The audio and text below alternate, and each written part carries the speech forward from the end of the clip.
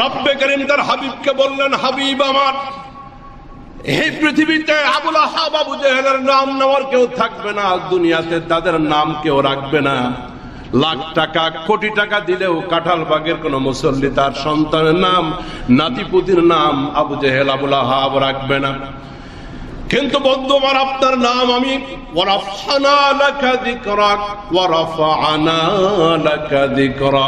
আমি আপনার প্রশংসাকে উঁচু করে দিব, আপনার নামকে আমি আল্লাহ সমুন্নত করব।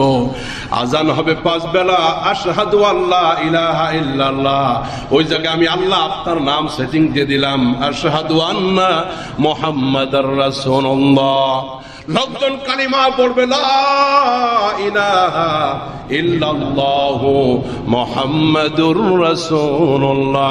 হাবিব আমার, কালিমার ভিতরে আপনার সেটিং করে দিলাম, মানুষগুলো দুরূদ পাঠ করবে, আমার কথাও থাকবে, সাথে আপনার কথাও থাকবে।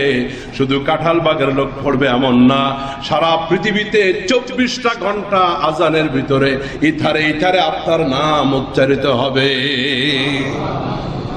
কলিজার টুকরা বন্ধুরা আমার, ভৌগোলিক অবস্থান ভিন্ন হওয়ার কারণে এবং পৃথিবীতে সময়ের ভিন্নতা থাকার কারণে সারা পৃথিবীতে এক মুহূর্তে আজান, ফজরের আজান এক মুহূর্তে সারা দুনিয়াতে হয় না।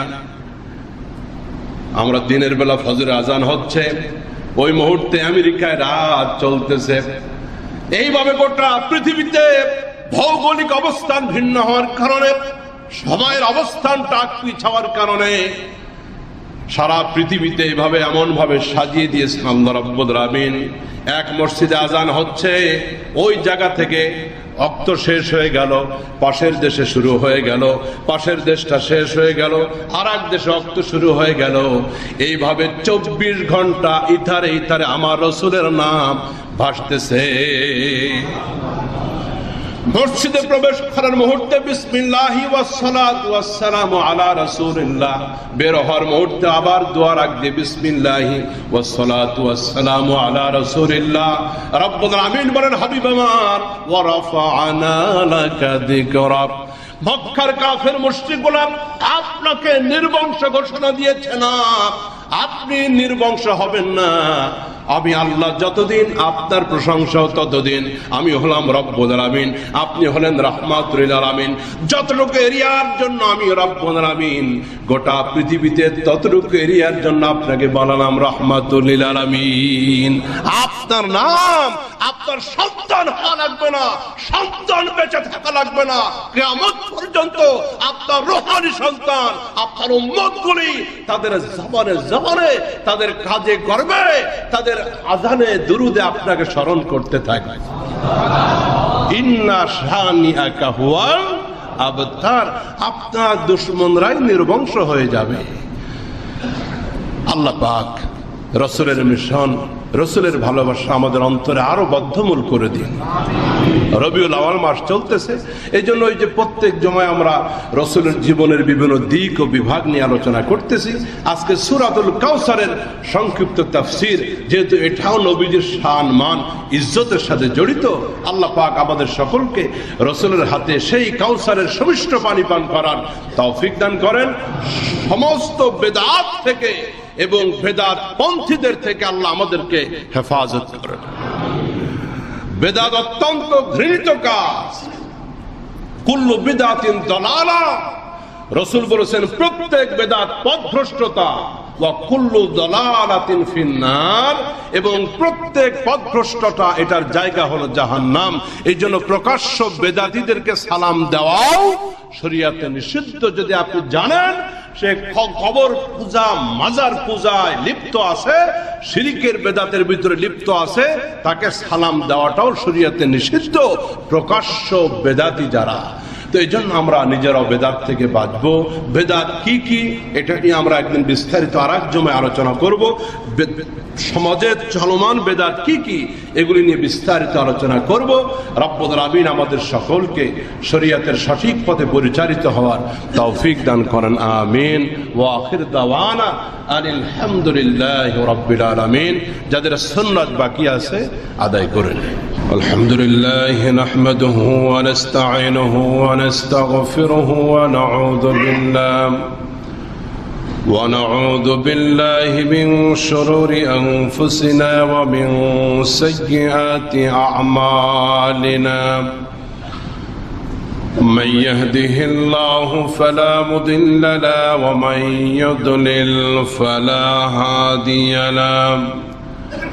ونشهد أن لا إله إلا الله الحي القيوم الذي لا تأخذه سنة ولا نوم. ونشهد أن سيدنا وسندنا وحبيبنا وطبيبنا وطبيب قلوبنا ومولانا محمدا عبده ورسوله الذي أرسله بالحق بشيرا ونذيرا وداعيا إلى الله بإذنه وسراجا منيرا. أما بعد فقد قال الله تعالى في كلامه المجيد وفي فرقانه الحميد. أعوذ بالله من الشيطان الرجيم. بسم الله الرحمن الرحيم. إنا أعطيناك الكوثر فصل لربك وانحر إن شانئك هو الأبتر. صدق الله العظيم وصدق رسوله النبي الكريم ونحن على ذلك من الشاهدين والشاكرين والحمد لله رب العالمين. درود إبراهيم پڑھی اللهم صل على محمد وعلى آل محمد كما صليت على إبراهيم وعلى آل إبراهيم إنك حميد مجيد. اللهم بارك على محمد وعلى آل محمد كما باركت على إبراهيم وعلى آل إبراهيم إنك حميد مجيد.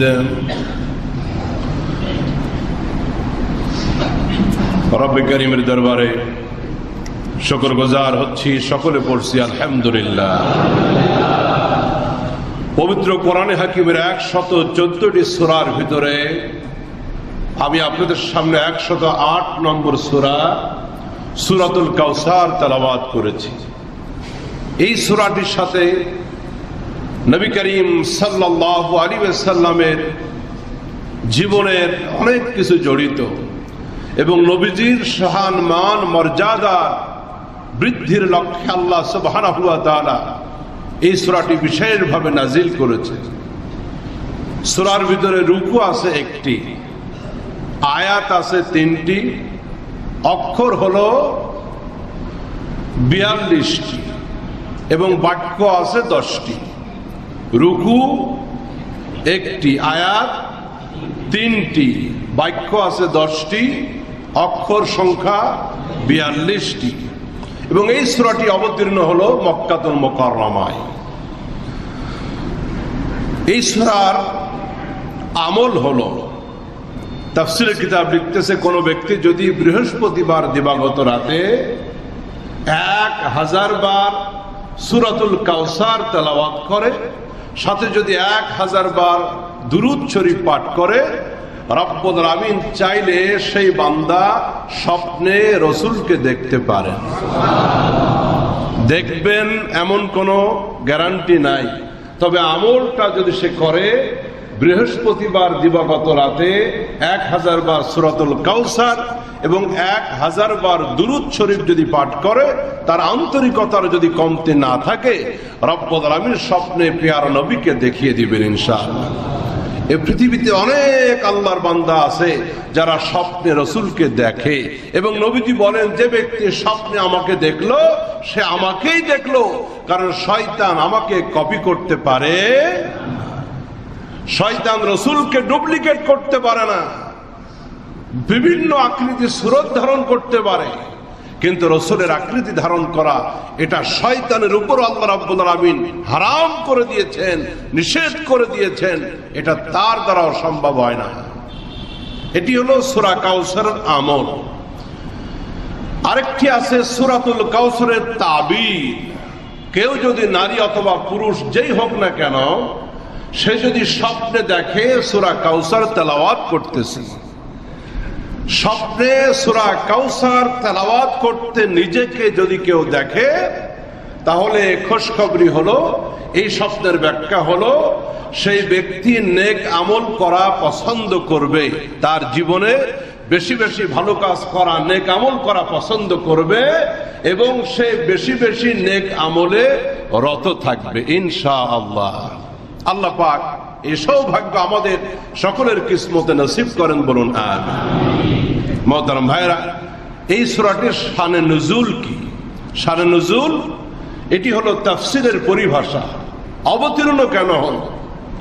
এই সূরাটি নাজিল হওয়ার প্রেক্ষাপট কি? এই সূরাটি নাজিল হওয়ার প্রেক্ষাপট হলো, রব্বুল আমিন নবীজির মেয়েগুলিকে বাঁচিয়ে রাখলেন, কিন্তু একে একে পুত্র সন্তানগুলি সব চলে গেল। কোন পুত্র সন্তান বাঁচে নাই, মেয়েগুলি বেঁচে থাকলো, পুত্র সন্তানগুলি একে একে বিদায় হয়ে গেল। এই যে পুত্র সন্তানগুলি বাঁচে না, মারা যায়, এটা মক্কার কাফের মুশরিক যারা রসুলের বিরুদ্ধে লেগে থাকে, চারিত্রিক দিক দিয়ে কোনো ত্রুটি খুঁজে পায় না, তার সততার দিক দিয়ে কোনো ত্রুটি খুঁজে পায় না, তার আমানতদারির দিক দিয়ে কোনো ত্রুটি খুঁজে পায় না। এখন কিছু তো খুঁজতে হবে। তারা দিবারাত্রি নবীজির ছিদ্র অন্বেষণের জন্য তারা পিছে লেগে থাকে। এখন কিছুই যখন পায় না, তারা একটা স্কোপ পেয়ে গেল, একটা পয়েন্ট পেয়ে গেল যে আব্দুল্লাহর ছেলে মুহাম্মদের কোন সন্তান পুত্র বাঁচে না। তারা চতুর্দিকে এটা হাস্যরসের একটা অংশ বানিয়ে নিল। তারা ক্রিটিসাইজ করতে লাগলো যে আব্দুল্লাহর ছেলে মুহাম্মদ, তার তো পুত্র সন্তান বাঁচে না, মুহাম্মদ নির্বংশ হয়ে যাবে, তার বংশের বাতি দেওয়ার কেউ থাকবে না, সে নির্বংশ। এভাবে মক্কার চতুর্দিকে অলিতে গলিতে নবীজির ব্যাপারে এই কথাগুলি তারা প্রচার করতে লাগলো যে মুহাম্মদ নির্বংশ, তার কোনো পুত্র সন্তান বাঁচে না। রাসূলের মনে খুব কষ্ট লাগলো কথাগুলি, কারণ একে তো সন্তান হারানোর বেদনা। নবীজির সন্তান ইব্রাহিম যখন মারা গেল, নবী চুপ, কিন্তু দু চোখ থেকে টপ টপ করে পানি পড়তেছে। রাহমাতুল লিল আলামিন, ধৈর্যের পাহাড় তিনি, এবং তিনি সাহাবীদেরকেও নসিহত করেন, খবরদার কেউ মারা গেলে, আত্মীয় স্বজন রক্তের বন্ধনের কেউ চলে গেলে কাঁদবে না, ধৈর্য ধারণ করবে, চিৎকার দিবে না, মানে বুক চাপড়াবে না, কাপড় ছিঁড়বে না, এগুলি জাহিলি, এগুলি অপসংস্কৃতি, এগুলি করবে না। সাহাবায়ে কেরাম লক্ষ্য করলেন, পুত্র সন্তান মারা যাওয়ার পরে রাসূল নিজেই কাঁদতেছেন, দু চোখ থেকে টপ টপ করে অশ্রু মালা গড়িয়ে পড়ছে। সাহাবায়ে কেরাম প্রশ্ন করলেন, ইয়া রাসূলুল্লাহ, আমাদেরকে আপনি উপদেশ দেন, আমরা যেন না কাঁদি। আপনি নিজেই কাঁদতেছেন, আপনার চোখ থেকে পানি বের হচ্ছে। পয়গম্বর কান্নার সুরে কাঁদো কাঁদো কণ্ঠে বুকের কষ্টগুলি ভিতরে চাপা দিয়া সাহাবীদেরকে ডাক দিয়ে বললেন, সাহাবীরা, আল্লাহর পক্ষ থেকে বান্দার কলিজার ভিতরে ভালোবাসা দেওয়া হয় সন্তানের জন্য। এই ভালোবাসা আল্লাহর দান।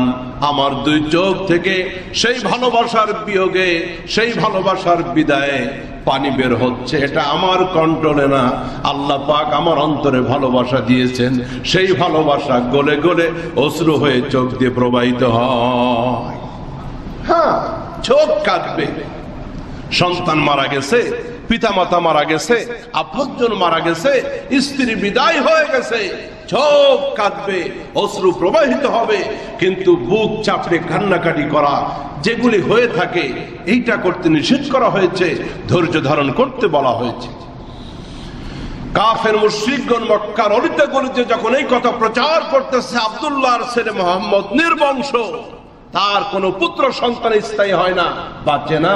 এক তো হৃদয়ের ক্ষত, আর একটা কাফের মুশরিকদের সমালোচনা। নবীজির অন্তরটা ক্ষত বিক্ষত হয়ে গেল। খুব কষ্ট পেলেন রাহমাতুল লিল আলামিন। এই কষ্টের সান্ত্বনা দেওয়ার জন্য, রবের পক্ষ থেকে রাসূলকে একটু খুশি করে দেওয়ার জন্য আল্লাহ পাক কমপ্লিট সূরাতুল কাউসার আমার রাসূলের উপরে নাজিল করে দিলেন।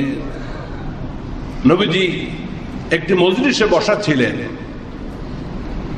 সেই মজলিসের ভিতরে হযরত আনাস রাদিয়াল্লাহু তাআলা আনহু তিনি বলেন, একটি মজলিসে নবীজির সাথে আমরা বসা ছিলাম।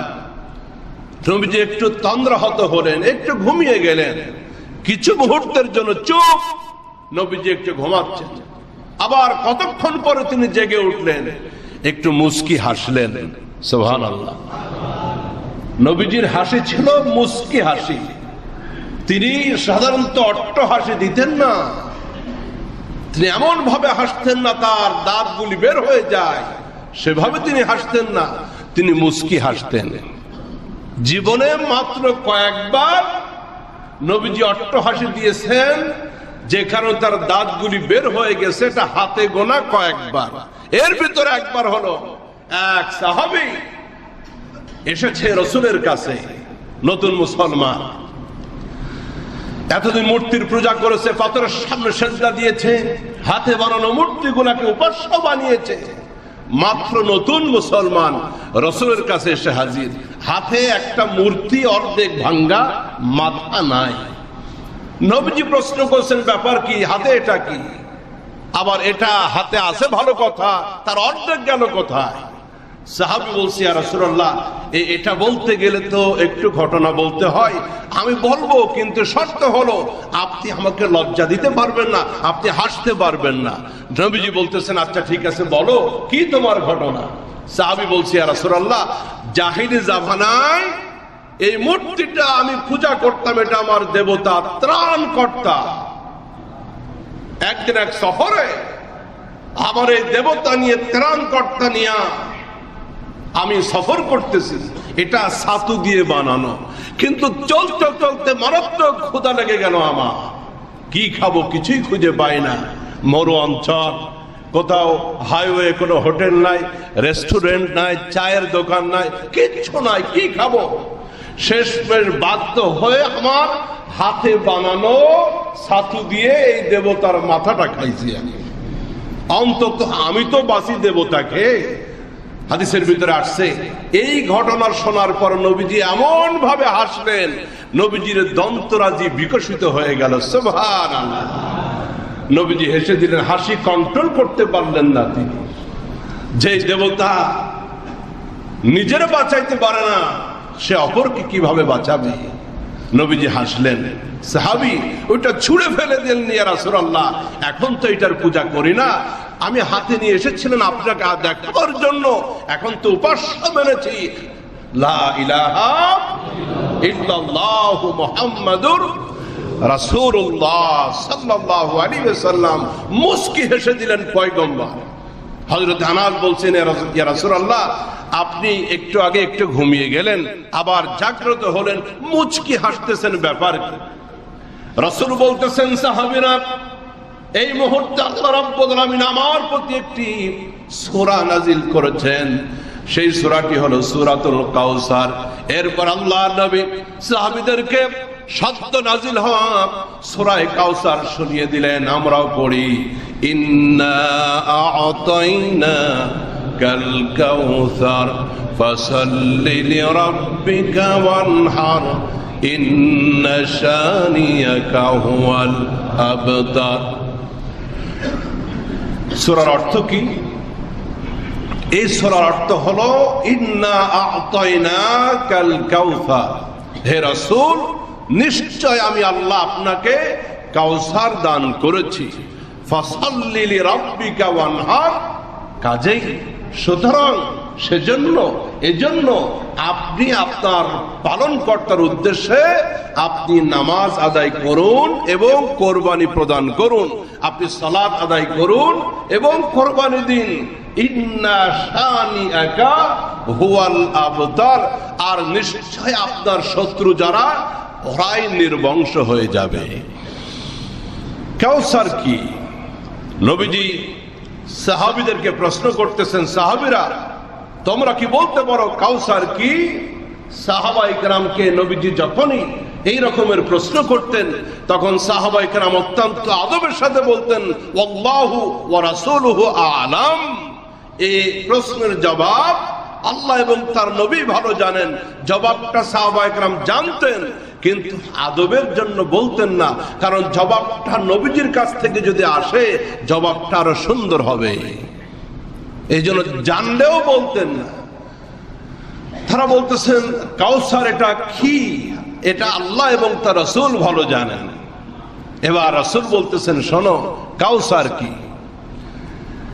কাউসার হলো একটি নহর যেটি জান্নাত থেকে প্রবাহিত। এটার উৎপত্তি স্থল, এটার সূচনা হয়েছে জান্নাতে, এবং জান্নাত থেকে এই কাউসারটা এটা পানীয়র আধার, একটি ঝর্ণা ধারা। এটা জান্নাত থেকে শুরু হয়েছে, এটা প্রবাহিত হবে। নবীজি বলেন হাদিসের ভিতরে, এই কাউসারের উৎস হলো জান্নাতের মধ্য হতে, এবং এই নহরটির দুই পাশ স্বর্ণ এবং রৌপ্য দ্বারা বাধাই করা, এবং ইয়াকুত এবং মুক্তার উপর দিয়ে কাউসারের সুমিষ্ট পানি প্রবাহিত হতে থাকবে। এবং এই পানির ঘ্রাণ হলো কস্তুরীর চাইতে কাউসারের ঘ্রাণ আরো বেশি সুগন্ধময় হবে। হাসরের ময়দানে যারা আল্লাহ রাসূলের মিশনকে বাস্তবায়ন করেছে, এই পৃথিবীতে আল্লাহ পাকের গোলামি ঠিক পথে আদায় করেছে, রব্বুল আমিন হাসরের ময়দানে তাদেরকে কাউসারের পানি পান করার সৌভাগ্য দান করবেন। এই পৃথিবীতে যারা যতটুকু আল্লাহর বিধান মেনেছে, এই পৃথিবীতে যে যতটুকু রাসূলকে ভালোবেসেছে, তার আদর্শকে মেনেছে, সে তার ঈমান অনুযায়ী কাউসারের পানি পাবে। যার ঈমানের পরিমাণ বেশি, যার দ্বীনের পরিমাণ বেশি, তার পানির পরিমাণও বেশি। নবীজি বলতেছেন, তোমরা কি বলতে পারো এই কাউসারের পেয়ালা কতগুলি হবে? ওয়ান টাইম গ্লাস আমরা বিভিন্ন জায়গায় দেখতে পাই দেওয়া থাকে, 100টার বান্ডিল দিয়ে রাখে, এক একজন করে নিতে থাকে, শেষ হয়ে গেলে আবার চাইতে হয়। রাসূল বলতেছেন কাউসারের পেয়ালা, এর পাত্র হবে আকাশের নক্ষত্রের চাইতেও বেশি। আকাশের নক্ষত্র মোটামুটি 1.5 তো হবেই। ছোটবেলায় আমাদেরকে বলতো দাদা যে এক থালার সুপারি গুনতে পারে কোন ব্যাপারী, এক থালা সুপারি গুনতে পারে কোন ব্যাপারী, মানে এক থালা সুপারি মানে এক আকার জোড়া তারকারাজি, কে গুনতে পারে এটা কার সাধ্য আছে গোনা? তো কাউসারের পেয়ালা পাত্র হবে আকাশের নক্ষত্র রাজির চাইতেও বেশি, যার কোনো লিমিটেশন থাকবে না। আল্লাহ ছাড়া তার পরিমাণ পৃথিবীর কেউ জানে। রাসূল বলেন, ইন্নী ফারাতুকুম আলাল হাউজ আমি সকলের আগে আগে এই কাউসারের কাছে উপস্থিত থাকবো, আমি হাজির হয়ে যাব। আমার উম্মত পৌঁছার আগে আমি নিজেই সেখানে উপস্থিত হয়ে যাব। মান মাররা আলাইয়া শারিবা, যে ব্যক্তি আমার নিকট দিয়ে অতিক্রম করবে সেই কাউসারের পানি পান করতে থাকবে। ওয়ামান শারিবা লাম ইয়াদবা আবাদা, যে ব্যক্তি একবার কাউসারের সুমিষ্ট পানি পান করবে সে জান্নাতে প্রবেশ করার আগে কোনোদিন পিপাসিত হবে না। মন চাইতো পান করতে, আল্লাহ আমাদের সবাইকে দান করবো না। তাহলে ওই মিশন বাস্তবায়ন করতে হবে। নবীজির হাতে কাউসারের পানি পান করতে গেলে যা যা করতে হয় সেগুলি বাস্তবায়ন করতে হবে, তা না হলে আশাই থাকবো কাজে লাগবে। এরপর আল্লাহর নবী বলেন, একদল লোক আমার কাছে আসবে, কাউসারের পানি তারা পান করার জন্য আমার কাছে হাজির হয়ে যাবে। উম্মত হিসাবে আমিও তাদেরকে চিনতে পারবো, রসুল হিসাবে তারা আমাকে চিনতে পারবে, একে অপরকে চিনতে পারবো। আমি কাউসারের পানি তাদেরকে যেই মুহূর্তে পান করাইতে যাব, আমাকে বলা হবে না এদেরকে কাউসারের পানি পান করানো যাবে না।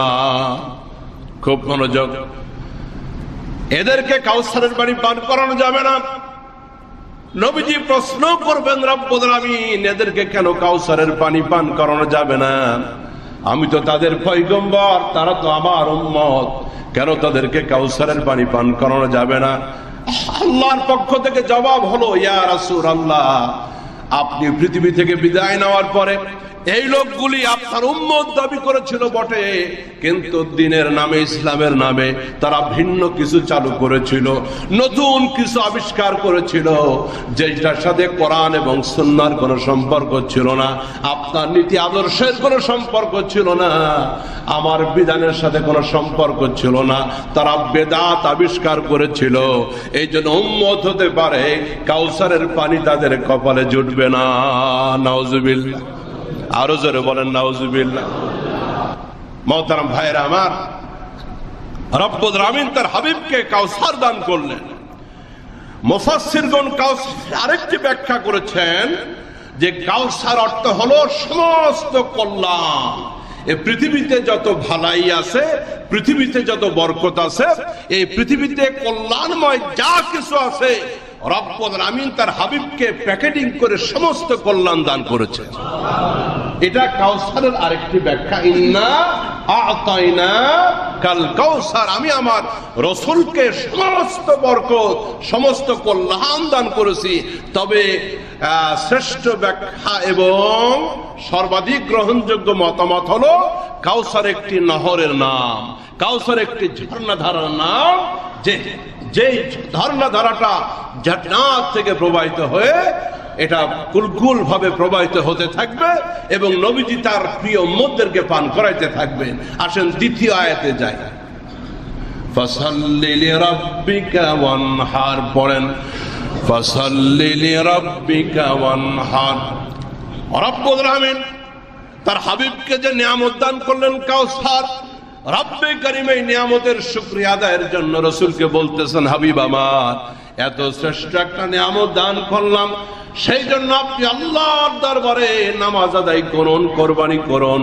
কারণ নামাজ হলো কৃতজ্ঞতা এবং শুকরিয়া আদায়ের সব থেকে বড় মাধ্যম।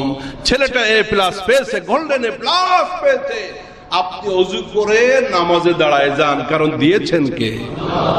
অনেকে আবার ছেলে পাশ করলে নাচতেও দেখা যায়। গোল্ডেন A+ পেয়েছে, বাবা নাচতেছে, ওর মাও নাচে। নামাজ হলো রবের দরবারে কৃতজ্ঞতা আদায়ের সব থেকে উৎকৃষ্ট মাধ্যম।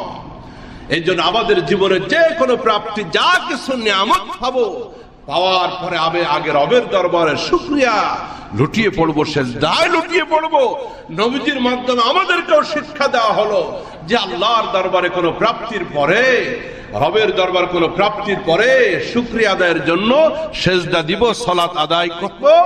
এবং আল্লাহ পাক তার হাবিবকে কোরবানির জন্য বললেন। তারপরের আয়াত পড়েন, ইন্না শানিআকা হুয়াল আবতার।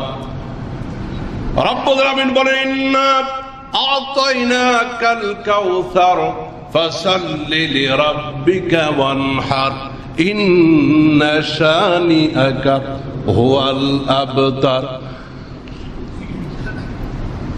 যেহেতু মক্কার কাফের মুশরিকরা বলতো যে আব্দুল্লাহর বেটা মুহাম্মদ নির্বংশ, এই পৃথিবীতে তার নামটা নেওয়ার কেউ থাকবে না। লক্ষ্য করেন, আল্লাহু আকবার বলি। এই পৃথিবীতে আব্দুল্লাহর বেটা মুহাম্মদের নাম নেওয়ার মতো কেউ থাকবে না। কারণ পুত্র সন্তান হলে আমরা বলি যে বল্টু মিয়ার বংশের বাতি হইছে একটা। এটা আসলে মানে শরিয়ত সমর্থিত শব্দ এগুলি না, বংশের বাতি এগুলি আমাদের সামাজিক প্রচলিত কথা। যাই হোক, মক্কার কাফের মুশরিক বলতো আব্দুল্লাহর ছেলে মুহাম্মদের যেহেতু কোনো সন্তান নাই, পুত্র সন্তান বাঁচে না, এই জন্য নির্বংশ, পৃথিবীতে তার নাম নেওয়ার মতো কেউ থাকবে না।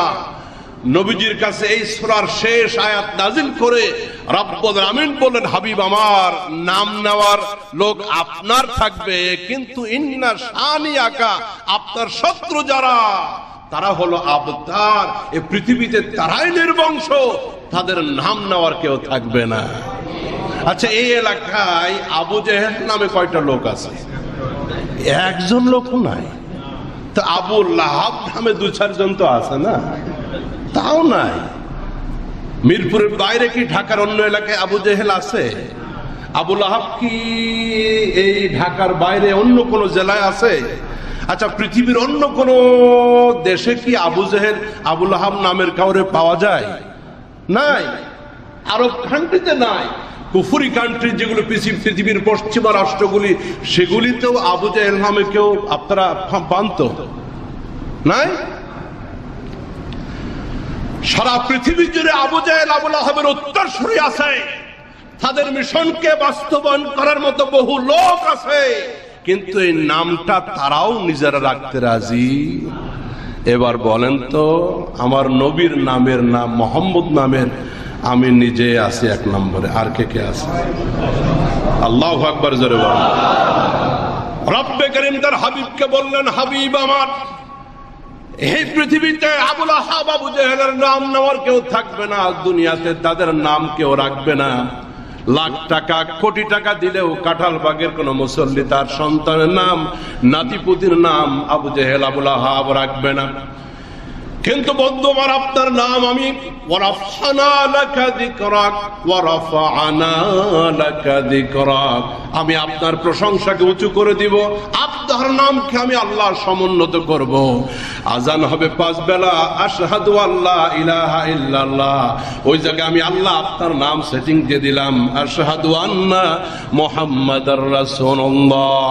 লোকজন কালিমা পড়বে, লা ইলাহা ইল্লাল্লাহু মুহাম্মাদুর রাসূলুল্লাহ। হাবিব আমার, কালিমার ভিতরে আপনার সেটিং করে দিলাম, মানুষগুলো দুরূদ পাঠ করবে, আমার কথাও থাকবে, সাথে আপনার কথাও থাকবে। শুধু কাঁঠালবাগের লোক পড়বে এমন না, সারা পৃথিবীতে 24টা ঘন্টা আজানের ভিতরে ইথারে ইথারে আপনার নাম উচ্চারিত হবে। কলিজার টুকরা বন্ধুরা আমার, ভৌগোলিক অবস্থান ভিন্ন হওয়ার কারণে এবং পৃথিবীতে সময়ের ভিন্নতা থাকার কারণে সারা পৃথিবীতে এক মুহূর্তে আজান, ফজরের আজান 1 মুহূর্তে সারা দুনিয়াতে হয় না। আমরা দিনের বেলা ফজরের আজান হচ্ছে, ওই মুহূর্তে আমেরিকায় রাত চলতেছে। এইভাবে গোটা পৃথিবীতে ভৌগোলিক অবস্থান ভিন্ন হওয়ার কারণে, সময়ের অবস্থানটা পিছাওয়ার কারণে সারা পৃথিবীতে এইভাবে এমন ভাবে সাজিয়ে দিয়েছেন আল্লাহ রাব্বুল আলামিন।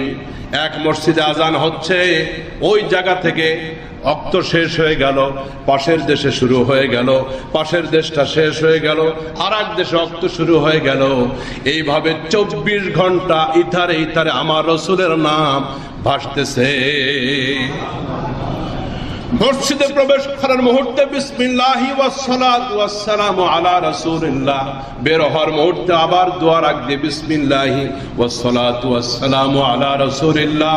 রব্বুল আমিন বলেন, হাবিব আমার, ওয়া রাফা'না লাকা যিকরাক, মক্কার কাফের মুশরিকগুলো আপনাকে নির্বংশ ঘোষণা দিয়েছে না, আপনি নির্বংশ হবেন না। আমি আল্লাহ যতদিন আপনার প্রশংসা ততদিন। আমি হলাম রব্বুল আলামিন, আপনি হলেন রাহমাতুল লিল আলামিন। যতটুকু এরিয়ার জন্য আমি রব্বুল আলামিন, গোটা পৃথিবীতে ততটুকু এরিয়ার জন্য আপনাকে বললাম রাহমাতুল লিল আলামিন।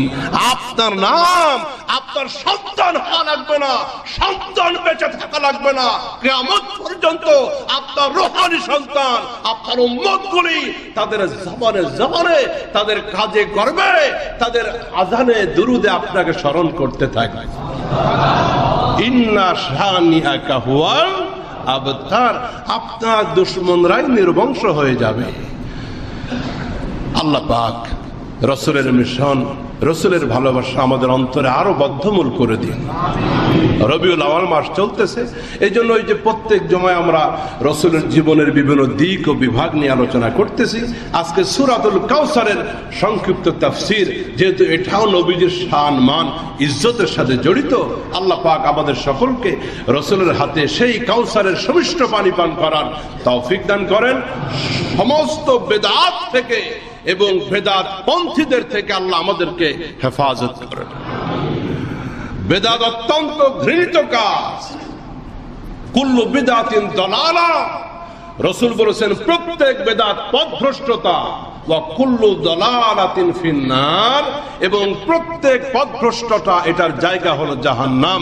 এই জন্য প্রকাশ্য বেদাতীদেরকে সালাম দেওয়াও শরীয়তে নিষিদ্ধ। যদি আপনি জানেন সে কবর পূজা, মাজার পূজায় লিপ্ত আছে, শিরকের বেদাতের ভিতরে লিপ্ত আছে, তাকে সালাম দেওয়াটাও শরীয়তে নিষিদ্ধ, প্রকাশ্য বেদাতি যারা। তো এই জন্য আমরা নিজেরাও বেদাত থেকে বাঁচবো। বেদাত কি কি এটা নিয়ে আমরা একদিন বিস্তারিত আর এক জমায় আলোচনা করব। সমাজে চলমান বেদাত কি কি এগুলি নিয়ে বিস্তারিত আলোচনা করব। রব্বুল আলামিন আমাদের সকলকে শরীয়তের সঠিক পথে পরিচালিত হওয়ার তৌফিক দান করেন, আমিন। ওয়া আখির দাওয়ানা আনিল হামদুলিল্লাহি রাব্বিল আলামিন। যাদের সুন্নাত বাকি আছে আদায় করে নেন।